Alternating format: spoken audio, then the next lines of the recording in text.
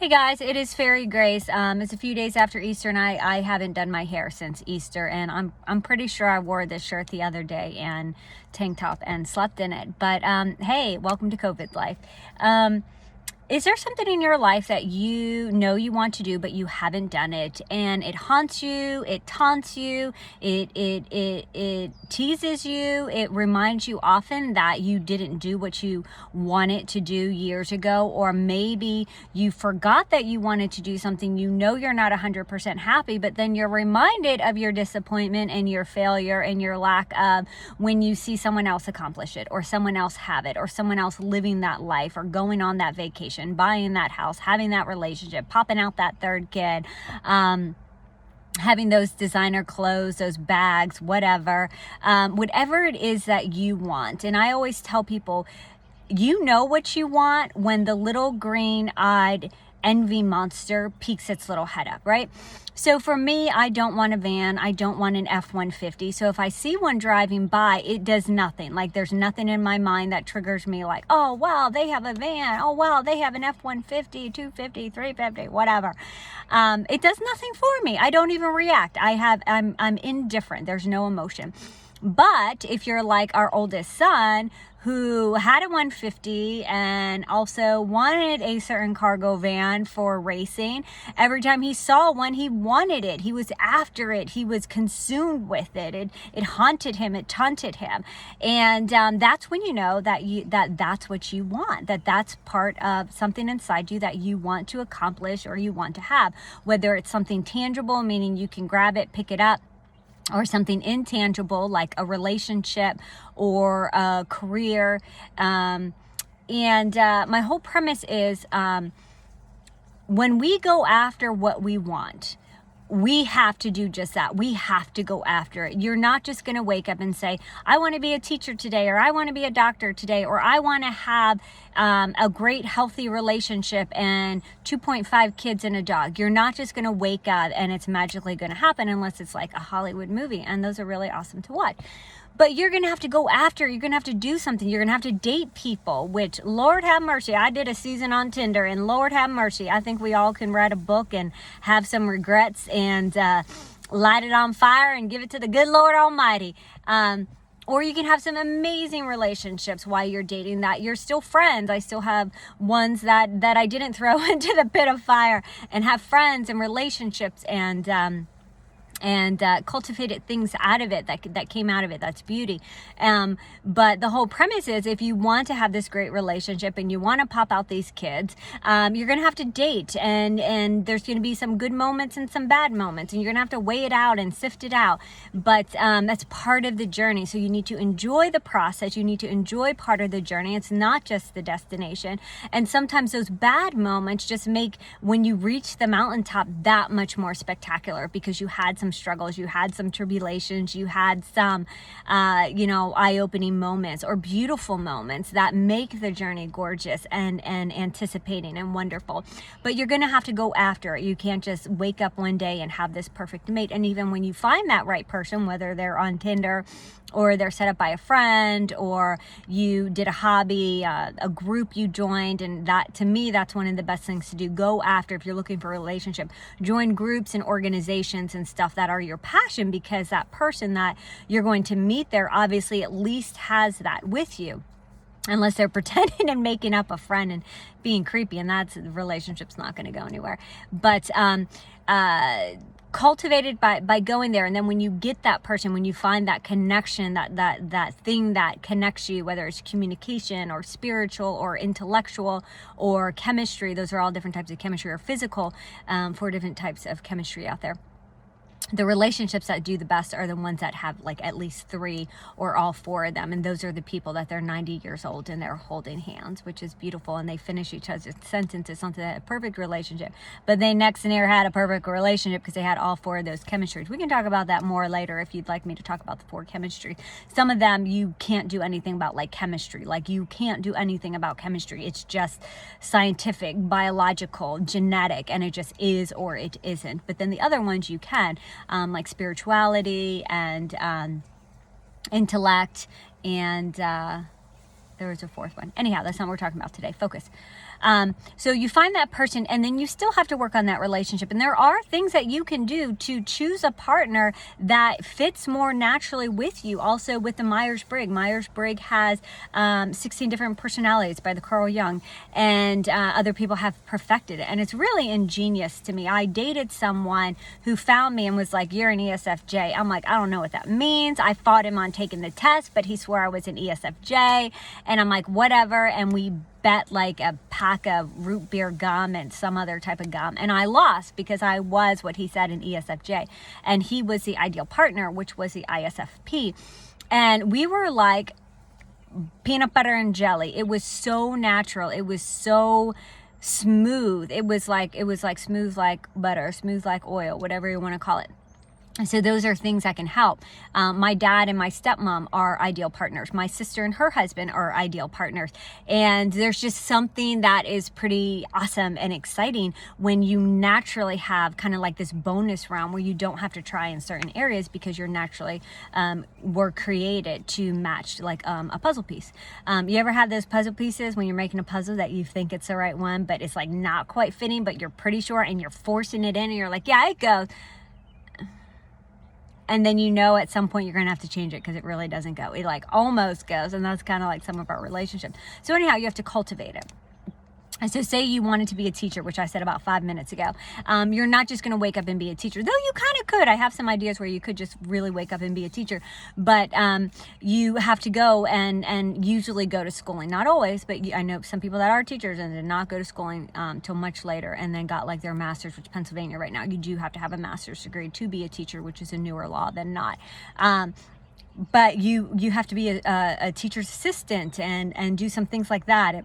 Blah, blah, blah, blah, blah. So you have to cultivate it. You have to do it. So my whole point in that, and taking 7 minutes to do that, is some of you have not done the first sign language first, the first step into getting what you want. So write it down right now. Get a piece of paper. Got a piece of paper? Get a piece of paper. Write it down. Write it down. What do you want? Write it down. So writing it down is like the first step to planting your dream, planting a seed, right? So here's some seed. Bee feed, because bees are really awesome. We need bees. Like, please stop killing them just for no reason. They really are going to be really rare that they sting you. Though I did get dive bomb right in the neck and it was stuck in there for like 3 days. And I actually used oils that someone gave me to like heal it. 2 different types of oils. Anyhow, bees. So to get this flower, I have to plant this seed. It's not just going to miraculously come up. I have to plant this seed. If I want this flower, I have to plant this seed. So maybe I don't want any of these. Maybe I want a sunflower. Well, guess what? If I plant these, I'm not going to get a sunflower, right? So we know this concept. I'm married into the farming family, and they know if they want corn and have a corn harvest at corn harvest season, they have to plant the seed. It's the same thing for you. You first have to plant the seed of the dream that's inside of you, ready to be birthed. You have to plant the seed. So if I want sunflowers, I need to plant a sunflower seed. Some of you want to be a teacher, want to be a doctor, want to have your own house, your own home. You want to have children. You want blah, blah, blah, whatever it is. You want this F-150, want this van, whatever it is, want this title. You have to plant the seed. And the first step to planting the seed is actually, dream is planting the seed. So you have to plant the seed of what you want it to be. So I'm going to be planting sunflower seeds this year because I want sunflowers. Now, if it's sunflower season and you come to my house and you're like, Faerie, where are all the sunflowers that you talked about that you wanted? This is what the normal person does. The normal person's like, I didn't plant it. Do you expect to get sunflowers, Faerie? Nah. Did you want sunflowers, Faerie? Yeah, but I didn't do it. I didn't do the first step, which is planting the seed. So writing your dream down, writing your goals down, writing your wants, whether they're tangible or intangible, Write them down. So the other thing is, when you plant a seed, then you have to cultivate it. You have to water it. You have to give it sunlight. Depending on what type of seed is will depend what you give it. You have to fertilize it. You have to protect it maybe from predators like deer and rabbit. Deer, no S in plural, deer. Deer and rabbit. And that's life. Like, that's real life about your dream. Low power mode. That is your dream. You're going to have to ward off people that will try to take the seed, or in the process destroy it for whatever reason, intentionally or unintentionally. Part of life and its laws, or just by happenstance. It doesn't matter. You still have to protect your seed. You still have to care for your seed. You have to nurture your seed. It's the same with your dream, my friend, if you want it. And see, when you do plant it, when you do cultivate it, when you do all the things that are required for that particular dream, because everyone's dream is different, so everyone's watering level is different, every sun shade is different, all that stuff is different. You know, like how my hands are like moving and grooving. So for me, I wanted to write a children's book, and I wanted to write this. The first idea, it was called Frankie and His Bean, came to me when I was, I think, 26, maybe 27 at most, and it just came to me of writing this children's book. And I wrote it down and I sketched it out, and over the years I like rewrote it. I made it shorter, I made it longer. I tried to get artists and pay people to do it. Creative artists are the hardest people to like commit and complete anything. It is like wrangling a pig slathered in virgin olive oil and you trying to hold it while your hands have butter mittens, and that's how hard it is to wrangle a creative person. So anyhow, over the years I tried and I tried and I tried and I failed and I failed and I failed, or I did not complete the task. Anyhow, a decade later, I finally get the illustrations for Frankie. I used some money that I stumbled upon. Like, yeah, I wish. Let's keep stumbling upon. Okay, I'm not gonna lie. It was the stimulus money.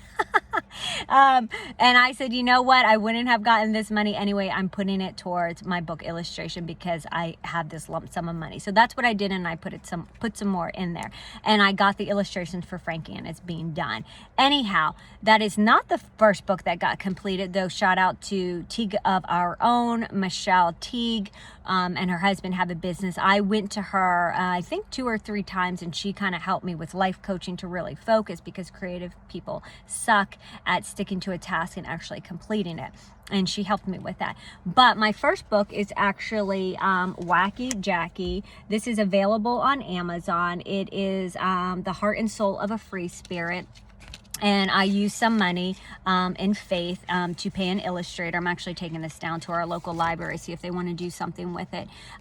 But when I wrote my kid book, the really thing that was interesting is I do what I do with everyone in my life, whether I know them, whether I don't know them. I just talk to them. And in talking, we usually somehow come across the regret or things they want to do in their life.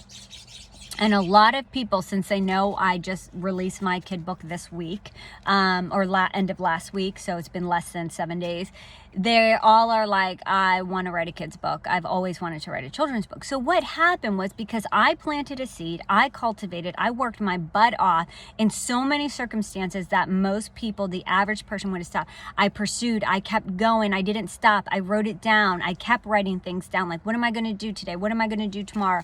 Into Wacky Jackie, what do I still need to do? And it was, oh my gosh, it was like so much of moments, and my husband really helped me push through with that. And also Jean from BPW, Business Professional Women, she was so encouraging, whether she realized it or not, like, Faerie, I want your book, where is it? And she asked me a couple times throughout out of our meetings, would ask me out of the different meetings we had, and I didn't want to disappoint Jan Calabrese. So I was like, I have to complete that book. And she honestly was one person that really helped me want to do it, because I didn't want to disappoint her, and I knew she wanted this book.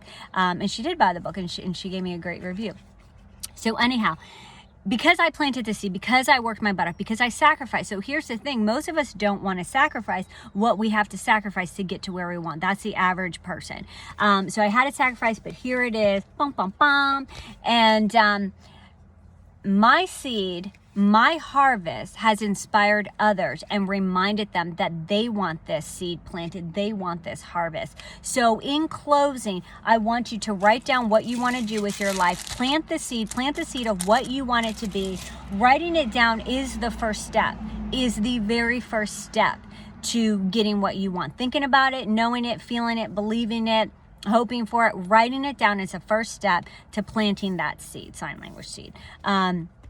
And that's the first step. So if you want the second step, watch the next video, and hopefully it's not as long. I'm Faerie Grace, and you're amazing.